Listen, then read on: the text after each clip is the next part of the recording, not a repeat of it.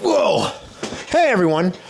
This is a bit of a weirder video. Welcome to Social Carcaholics, because the channel name's changed now.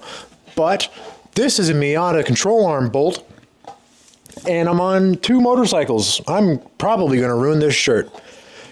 This video, and maybe the next one, is kind of going to be my journey about learning about motorcycles and what the hell it takes to get my license. I started out with one now, and then I got 4, and now I got 3. But yeah, come along. We're going to go on a little bit of a journey, a little bit of a progressive, like, it's nothing that goes super intricate into how to do these things, but my little journey on getting an itch to ride a motorcycle and then doing that legally, of course. You are sitting on another motorcycle right now, where you are, you sexy beast, and that'll be shown in a later video. That's a kickstand. So come along. I think the thing that I say usually is sit down, buckle up, and have a great time, or something along the lines of that. Let's do it. God, I hope I can get up without this falling on me. I did it.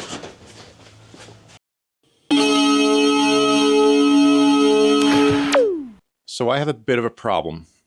This is a Yamaha Virago. This is a Yamaha Virago. This is a Yamaha Virago. This one is also a Yamaha Virago. Why do I have so many Viragos? Why? Tell me why. I'll tell you. This is a 1982 Yamaha Virago 750, or a Yamaha XV 750. It's a 750cc bike, V-twin, mono shock design, so the rear shock comes through the frame in the middle and attaches to the rear arm. A lot of cafe racer guys really like this design because it keeps the rear end not cluttered up, hides the suspension away, and yeah, just makes it like a sleeker looking cafe racer if they wanted to go that route. Then we have this bike over here that's mostly taken apart, but this is a 1984 Virago 700, or an XV 700. They had to drop the CCs down a little bit for this year because I believe there's some kind of tariff or something that was imposed. Pretty much, to keep this really short, in 1983, the US put a 45% tariff on imported motorcycles over 700cc. Harley Davidson, as far as I understand, was not doing super hot at that time, so this was kind of to balance that out so people would buy domestic instead of foreign. Don't quote me, at least on this style bike, they just kind of drop them down to about 700 so they can kind of get around those policies that would have made them more expensive. This was a parts bike. It has no gas tank. This gas tank on the ground is one that I thought was going to fit. It doesn't, but it has no gas tank, no seat. Carburetor, I have pieces of. Most of the controls are missing. But it's got those wire wheels, and that's pretty much what I was after for this one. This one is a 1989 Virago 250, or an XV 250. As you can guess by the name, it's a 250cc bike, but it's still a V-twin. Pretty neat. Usually lower cc bikes like this, they don't do that. That's all I know about that. I'm pretty fresh in the bikes. I just know that they don't do V-twin lower cc bikes for the most part. It shares all of the styling of the higher cc bikes, but things that would give it away would maybe be a smaller rear wheel or smaller rear tire. And that it does look like a slightly smaller bike, but I have had people ask me if it was a 600 or a 535 or anything. So to the uneducated about bikes, which I would be one of them, it still looks like a bike that can hold its own, which is really nice. This one, odds have it, is the exact same year as the last bike. It's also an 89, also an XV 250. This one has a lot of goodies that I wanted. It had a bobber seat set up. Personally, I like this seat more than what I'm currently working with, and it even has the plate that somebody's managed to fab up, so I'd be able to transfer that right over to my own bike pretty easy. It also has a set of handlebars that I wasn't too finicky on at first, but as I look at the bike more, it's starting to grow on me a little bit. A lot of this bike was painted black. I wanted to do black wheels, black engine, everything. I want to do everything black. It's a pretty simple starting point to just kind of make a bike look half decent. Little did I know that the paint on this thing was very much homebrew, not prepped well at all, if at all. And it was super rough, but for the price that I paid for this bike, I figured, hey, what has been done to it kind of pays for itself. So that'll save me a little bit of hassle. What you need to know right now is that this bike and the last one, they're the same bike.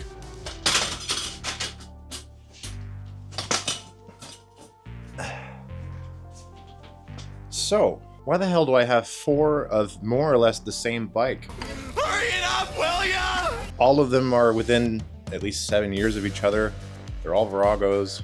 Well, let's run you over the story real quick of this one. This is my first, and I hope it gets out of here soon. I don't want it anymore, but this is my first. Years ago, like maybe 10 or 15 years ago, I ran across this YouTuber called More Death 13 or M13. Oh yeah, I know. Every time I turn my head, the wind rushes in. Here we got a fast car coming up. Not let it pass, shall we? It's Motor 13, and I'm still lost. I'm pretty sure I am lost now. I might actually... No, I'm not even sure if I'm heading back the way I came in. He was a Canadian living in Taiwan that was a moto vlogger. So he rode a sport bike. I don't know if it was a Kawasaki Ninja or something like that. That name comes to mind. And he had a couple of mopeds that he bombed around on, and sometimes he'd have his dogs on the bike as well. But he was really interesting to me at the time, had high energy, always had fun stuff to talk about. He was really good at having a conversation with himself. I don't think that's very similar to this though, but... Oh, boo-hoo. Let me play a sad song for you on the world's smallest violin. This is serious. He was good at it. Let's just put it there. Let me just put this on you real quick.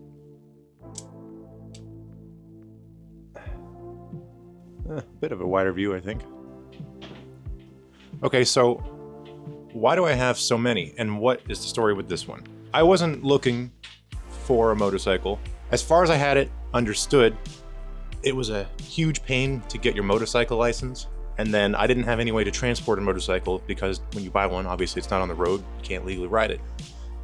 So I never thought about it. I don't have a trailer, I didn't have any buddies with a pickup truck and a ramp, none of that. Well, then this one popped up. I was like, okay, neat, old bike.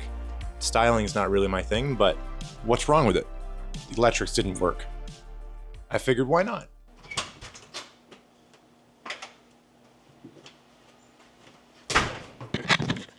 Good morning. How's it going? Happy, it's not Halloween yet, but it is the month of Halloween, so happy Halloween. Come, we're doing things today. We're in the Subaru that you can't quite see me in because I don't have the proper lens adapter to see through glass nicely. But here we are. Why? It's because I made an impromptu purchase.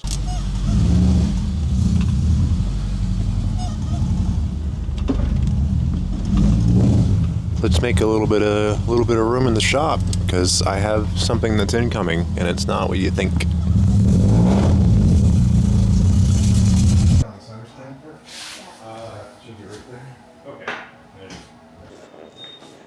Huh? It doesn't run, but like, huh? Who'd have thought? I got a bike. Things that are wrong with it. I don't know. The easiest things first. Let's have a look. Okay, so I had the seat off. Let's have a quick look at what's underneath. I didn't really know how to check relays. The bike had no battery, so I had a booster pack that would die really quickly. The fuse panel is up here behind the headlight, but I knew the main fuse was somewhere else. So I did a little bit of research, and after figuring out where that main fuse was, it's actually right under here. This is pretty much what it looks like with no rear seat, but the main fuse more or less is in this area. It's underneath here. So I opened up the casing that would hold the main fuse, and sure enough, that's what was wrong. So boom, got my electrics back. Okay, so we got the electrics working. Now what? Well, if I could describe how the starters sound in the earlier Viragos, it would be a handful of rocks thrown into, you know, one of those tin cookie cans that your grandma brings you. There's always sewing supplies in them if you're over at her place. Sounds exactly like that.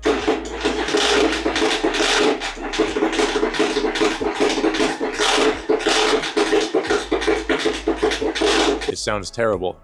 Turns out pretty faulty design on the earlier bikes, which they fixed in 84 at least. I don't know if maybe they fixed it in 83, but 82 it was bad. I know 84 was good.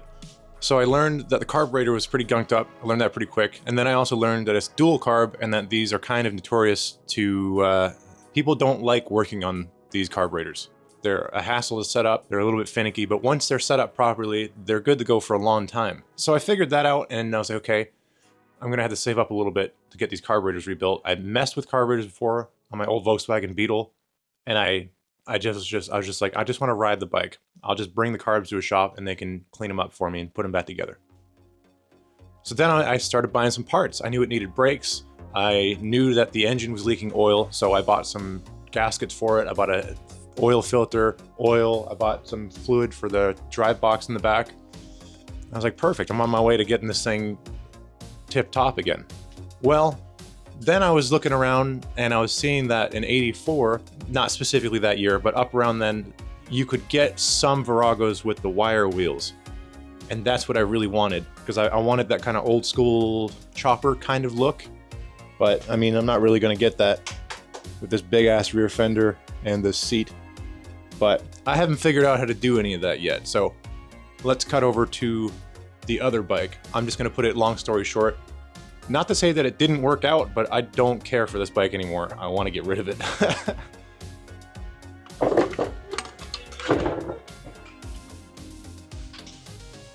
I did it again. Not that. This. Hello. Nick's here. I believe the owner was it was something like a cursed bike for them, and they just didn't want to mess with it anymore. So they took whatever parts they wanted off of it, or maybe it was already stripped down to this point, and they were like, you know what, forget about it. And they'd brought it to my door for 250 bucks. I wanted the wheels. That was my main thing. Finding these wheels, I was like, perfect. It's also Virago. It's only 2 years apart. They'll just swap right over, and it's OEM, so it's gonna fit perfect. Wrong. I was very wrong. So these bikes are shaft driven. They're not, the rear wheel doesn't get its power by a chain or a belt. It's through a drive shaft, kind of like a car, but not really.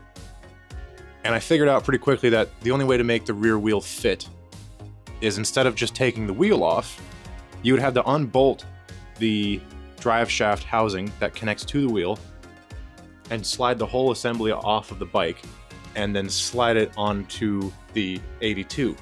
And I was like, okay, that's kind of a pain in the ass if I ever need to remove the wheel, but it's not the end of the world. How about the front? Well, the front, oh boy.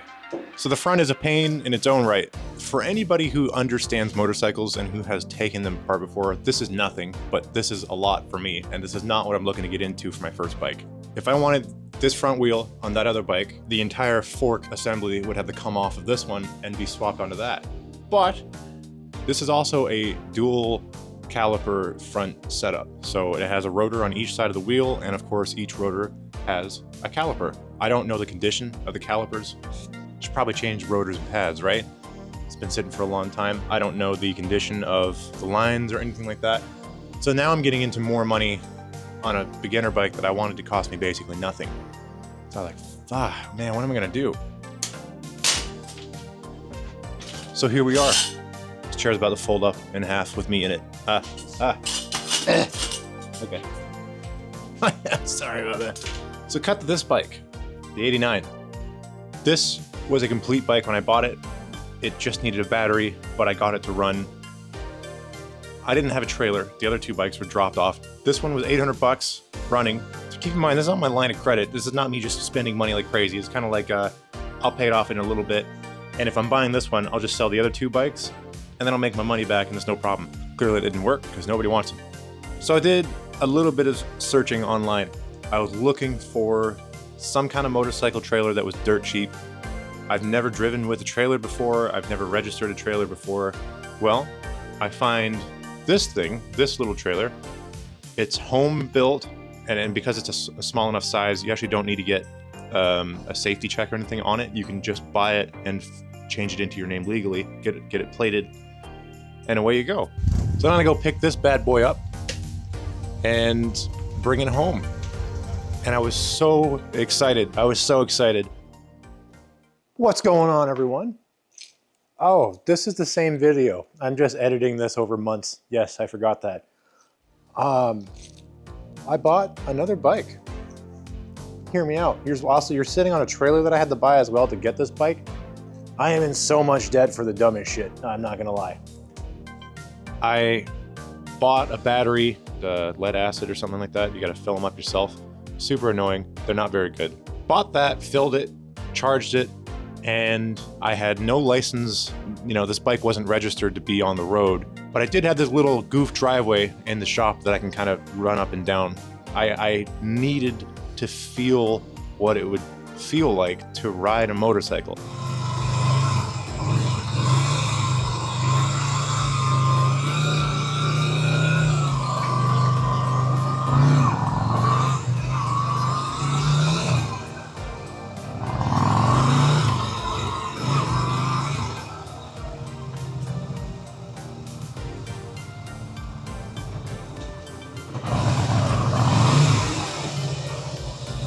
I understood the concept of clutch and throttle because I drive manual all the time. I've ridden a lot of bicycles when I was in my teenage years, so I figured it can't be that much different, right? The only thing that really threw me off was the controls, because when you're driving a car, every limb is doing something different. My right hand is shifting, my left foot is clutch, and my right foot is my brake and my gas. On a bike, your left hand is your clutch, your left foot changes the gears, right foot is your rear brake, and then of course your right hand is your throttle and your front brake. And the front brake threw me off so much because I rode bicycles for years. Your front brake is on your left handlebar, so I had to get used to that a little bit.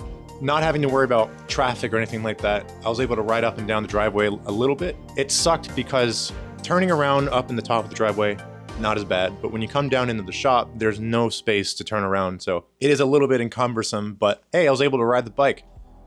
Now, like I said, I didn't even have my motorcycle license at this point. I did a little bit of research, and I went down to my local drive test center and I wrote the test. If you fail it, it's like $16 to rewrite the test or something. Keep in mind, this is in, I believe, November. It's not warm, it's cold, but it's still rideable, you know? But I had this bug that bit me and I needed to ride. Why, hello.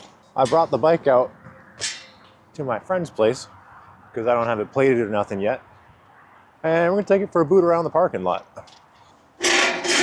So with me actually changing now to a moto vlogging channel, I haven't figured out how to mount the camera to the bike yet, so I actually have to get some kind of like handlebar mount or some kind of GoPro mount to the Osmo. Of course I'm kidding, I'm not actually going to be a moto vlogger. Not full time. I don't really know the private property laws and riding on plated bikes. I don't want the cops coming around, and I don't want to get involved with that. So we're not going to do it. Oh my God, that was so close. I wouldn't put it past me if I were to leave these keys at home. I'm a menace for losing keys all the time. Oh yeah.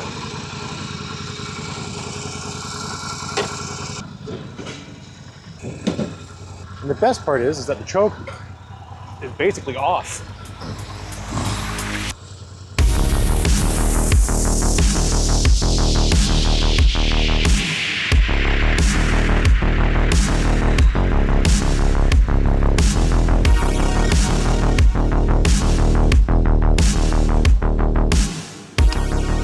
I would be lying if I said that this was my first time riding. I had it in my work parking lot for about 45 minutes or so.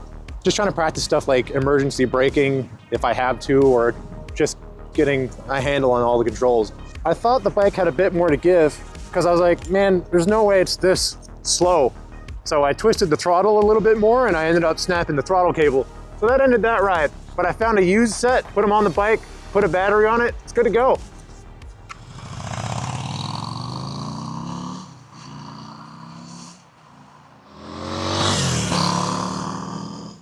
There was a couple stacks of pallets and I moved them a little bit so I can try to practice low speed turns, practice my figure eights, because when you're riding a motorcycle, of course, it's not just a matter of stopping and starting and being able to ride at speed on the street. Like, you have to be able to ride at a low speed and do turns without your foot coming down, because that's just life. Like that's just situations you're going to be in eventually.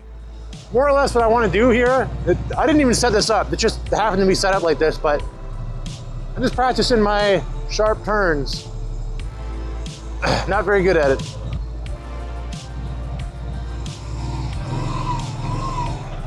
And thanks to Fort 9, I learned that riding the clutch is way more efficient than trying to feather the throttle, because they're pretty touchy on, at least on this bike. I can't speak for any other one. It's pretty touchy and it's kind of annoying. Looks like the mic hasn't fallen off me yet. Yeah, I have a way better spot to set this camera up if I can get up there. I'll try to set you on that container or something, but it's pretty sketch. Isn't this what motor vloggers do or something? They just do sketchy stuff. I don't think I can get up here. Like I could, but I don't think I want to. I'll just set you up in this little trolley. I'll put the tripod legs really high. Hey, you know what? That works pretty good. Now you can see whenever I mess up and I'm coming around to try to do it again. Perfect. I'm almost wondering if I can try to do like a figure 8 if I put these a little bit further apart, but I'm having a hard enough time just trying to do right-handed U-turns. Left-handed is not that bad, but trying to do it almost like a backside. If I'm riding a skateboard, because I ride regular, so for me to turn backside is pretty natural to me, but to try to do anything front side, it completely throws me off balance. And it's pretty similar with riding a bike. Like if I'm trying to do a U-turn going right, I don't know, there's just something about it that throws me off.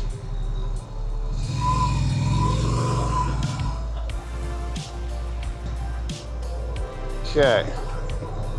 Nope. Maybe I gotta really try to focus on where I'm going. Nope. I gotta not lean into it. I'm not going at any kind of speed, so I shouldn't be leaning into this. I should be leaning opposite to keep the bike up. All right, that was better, that was better. And I'm really afraid that I'll like jolt the throttle and it'll throw the bike. Okay. Look where I want to go, feather the throttle or feather the clutch if I need to. Sweet. I didn't feather the clutch on that one. I was speaking too much and not paying attention. Yeah, these bikes I've heard are not super tossable. So compared to, you know, a 250 street bike or something like that. But it's obviously a lot more tossable than, you know, a 500 cruiser or a 700 cruiser or whatever.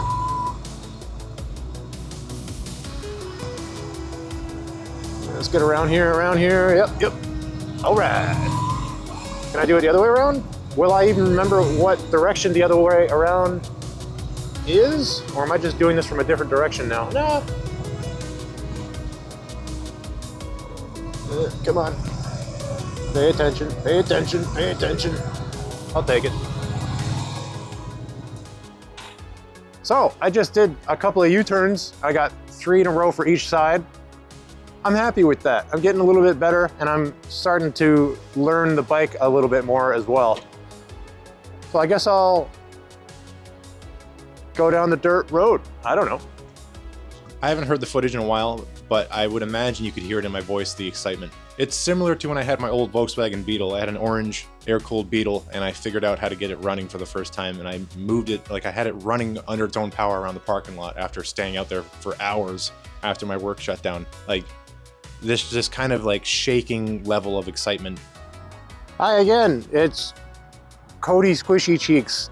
This helmet kind of squishes my face in a bit too much, to where like, if I just close my mouth, it'll just chew my cheeks apart because it pushes my cheeks in so much. But the rest of the helmet fits fine. I'm not really sure what to do about that. I just tested the audio over at the other spot and it was really clear. So I'm just gonna try to putt around this part of the parking lot, do a bit of commentary. And if the audio is usable, and if it doesn't cut out from me riding too far away, maybe I'll put it in the video, I don't know. I'm learning.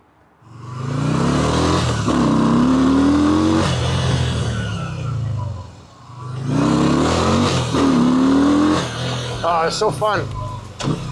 I'm also trying to learn to downshift, even in the first, because I know downshifting is It's better than just letting the clutch slip out and then you got a bit of a jerk reaction with the bike, which is, you know, that's to be said in cars too. It's just easier on the machine and its occupants.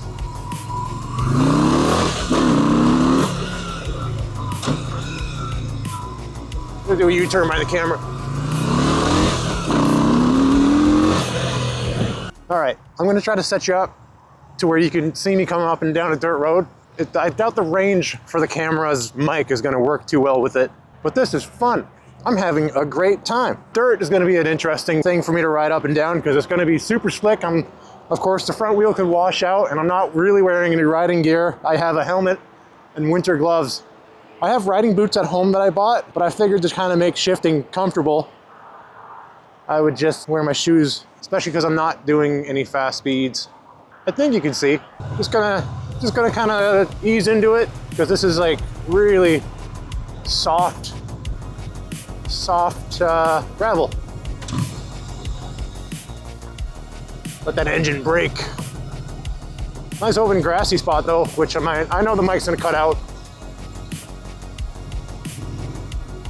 Try to turn around before it does. Oh, see, the fucking bike almost is washed out. Oh, that's spooky. I don't think I want to ride down here. I'm in danger.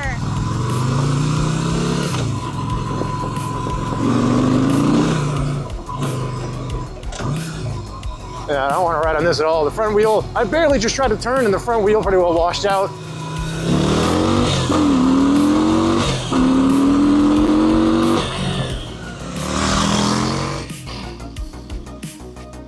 So, this way, here. Kind of like I'm using one of them voice box things. Yeah, I would say this has been really fun. I'm not going to stop riding. I'm going to continue riding and having fun. But the recording part of it's over. I'm learning a lot of good stuff here, like obviously bike control, braking, and it's just getting used to the controls and not getting messed up. Because if you had the emergency stop and you accidentally release the clutch, maybe I'm overthinking it, but like that could shoot the bike out from under you and then that's a bad time. Just learning how to do sharp turns and it's just control. It's just bike control. And I'm getting a lot better, but man, it's so fun. Even just doing 50 kilometers an hour around the parking lot is spooky. It feels like I'm doing 100 coming down this straight, and then I look down and I'm like, oh no, that's 50K an hour. That will be interesting when I start riding on the street. But I'm sure the feeling will I'll get used to it.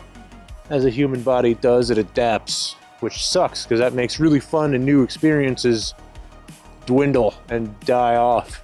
I don't know, then you get into new hobbies and new things. Drugs, alcohol, sex. Life can be tough sometimes. Anyway, I'm gonna keep riding.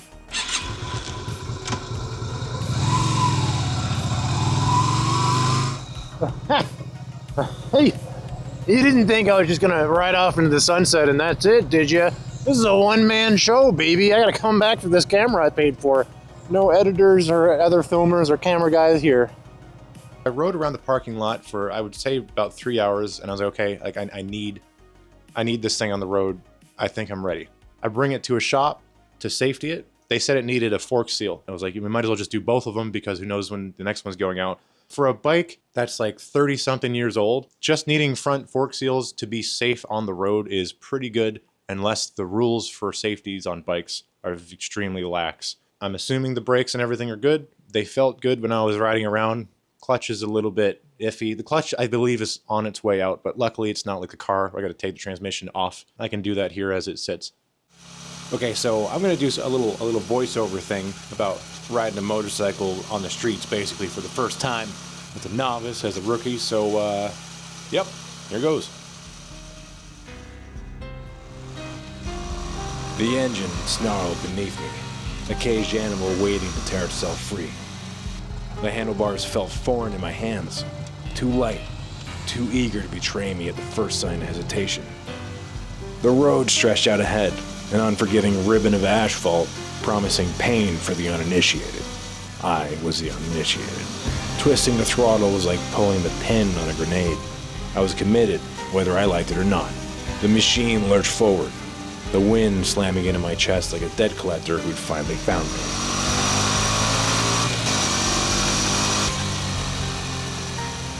The tires hummed against the pavement, whispering threats in a language I didn't understand. Balance wasn't a given, It was a tightrope act with no safety net, and gravity was a jealous lover, waiting for me to slip. Cars blurred past, steel predators with no patience for rookies. Every intersection was a gamble, every pothole a loaded gun. My hands were locked in a death grip, my body stiff as a corpse waiting for autopsy.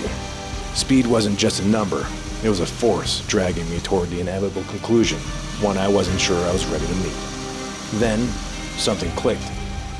The fear didn't leave, but it settled, coiled in my gut instead of strangling my throat. I leaned into a turn, the bike responding like it had been waiting for me to trust it. The road wasn't fighting me anymore. It was inviting me in, daring me to keep up. For a second, I felt it. Freedom. A razor-thin moment where man and machine stopped being two things and became one. It wouldn't last. I was still one mistake away from becoming another smear in the highway. But for now, I was riding. And for now, that was enough. In all seriousness, as corny as the word is, the only word I can use to describe how it feels to ride one of these things is free. I love this stupid thing. Yeah, it's not practical. Yeah, it's scary as hell, and I can end up in the hospital or worse if something breaks at a high speed. And yes, I'd recommend this to anyone looking to scratch an itch in life. Listen, if you've hesitated or you're unsure if you should get a motorcycle, I'd say yes. Life is too short for what ifs and who knows. If you don't take any chances, nothing exciting will ever happen. Should you ask that girl out? Yes. Should you climb over that fence and see what's on the other side? Yes. And should you take that chance, take that step forward and try something new? Always. I think I'm going to enjoy this for a long time. It's cheap fun, it's freeing, and it's just like driving your favorite car. It's relaxing. I can't speak for anyone else, but I don't really think when I ride. I'm just in the moment, focusing on the next 100 feet ahead of me every second. I think I'll make another video digging into modifying my bike a bit. I met a guy named Doug who helped me see a new light on wrenching on things, and I'm getting a lot better at riding. I hope to see you there.